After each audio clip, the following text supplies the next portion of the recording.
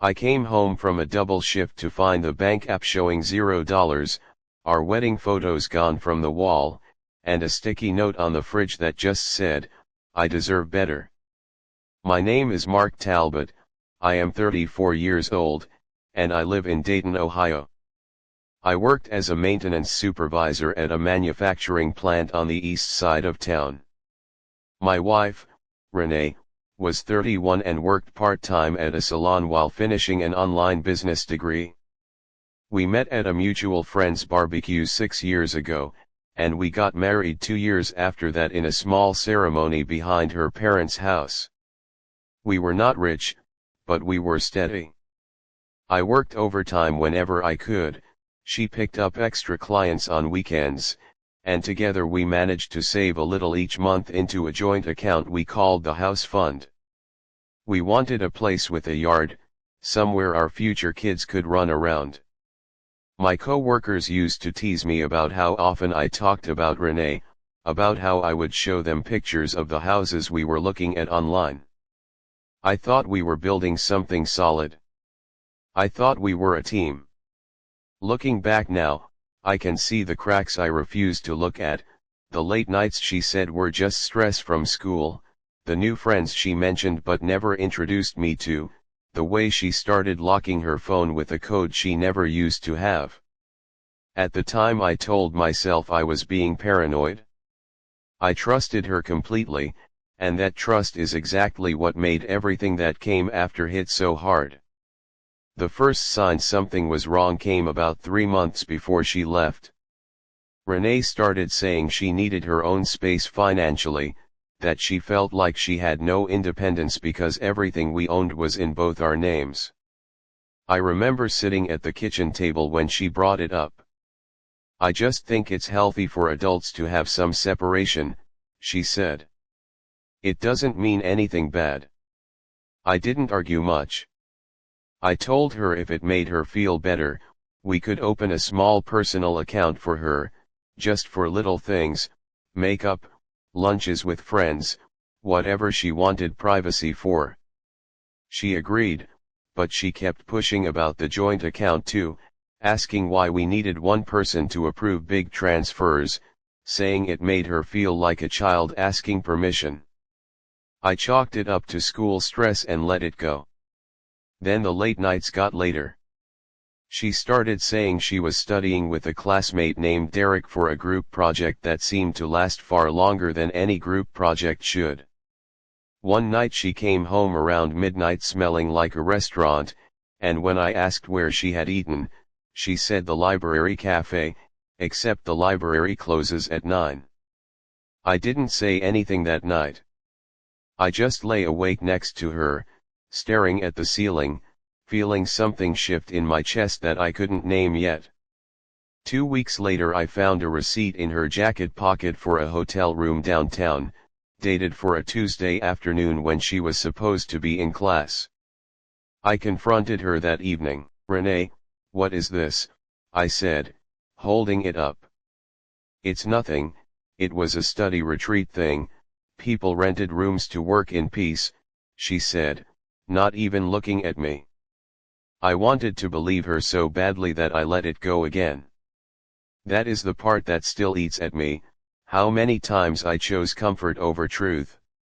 A few days after that, she started talking more seriously about the joint account, saying maybe we should split it 50-50 just to simplify things, since we both contributed. I agreed, thinking it was reasonable, thinking it would calm things down between us. I had no idea I was handing her the final piece she needed.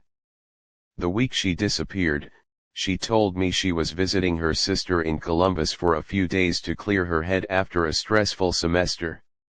I drove her to the bus station myself, hugged her goodbye, told her to call me when she landed safe. She smiled at me in a way I now understand was guilt, not affection. 3 days later I came home to that empty account and that sticky note, and when I called her sister had no idea what I was talking about because Renee had never been to Columbus at all. When I told my mother what happened, she sighed and said, "Well, Marriages take work, Mark, maybe you weren't paying enough attention to her. My own brother told me I probably drove her away by working too much. Even my closest friend, Tyler, said maybe I should try to win her back before assuming the worst. Nobody asked if I was okay. Nobody asked how I was supposed to pay rent with $0 in the bank and a mortgage application we had just submitted together. I sat in my truck outside the bank one afternoon and just cried, the kind of crying that comes from somewhere deep and humiliating, the kind you cannot stop even when you want to. I felt like the entire world had decided this was somehow my fault for trusting my own wife. For about 2 weeks I barely functioned. I called in sick to work more than I ever had in my life. I stopped answering messages from people who only wanted gossip, not support. Then one night, sitting alone in our empty apartment, I noticed the hotel receipt was still in a drawer, and something in me clicked. I was done being the only person trying to hold our life together while she destroyed it from the inside. I drove to the bank the next morning and filed a fraud dispute, since the account required both signatures for full withdrawals and she had forged my approval online. I also hired a lawyer that same week, not for revenge, but because I needed someone in my corner who actually believed me. The lawyer found out Renee had been planning this for months, secretly opening a new account in another state with Derek, the same man from her so-called study group. She had been quietly moving small amounts of money for weeks before the final withdrawal, hoping it would look unremarkable. Because of the forged signature, the bank reversed the transaction and froze the funds pending investigation. Renee was furious when she found out, calling me screaming that I was trying to ruin her new life. "You don't get to do this to me," she yelled. "I'm not doing anything," I said. "I'm just done letting you do it to me."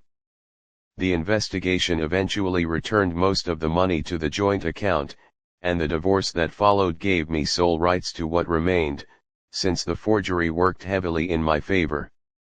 Derek, it turned out, was married too, and his wife found out around the same time mine got caught. My mother apologized months later, finally admitting she judged me too quickly.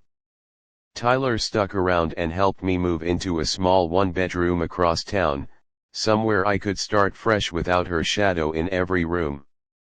I am not going to pretend the pain disappeared, because some nights it still creeps back in, especially when I drive past the bank where I once sat crying in my truck. But I learned something that changed me for good. Love without honesty isn't love at all, it's just a performance, and I refuse to clap for it anymore.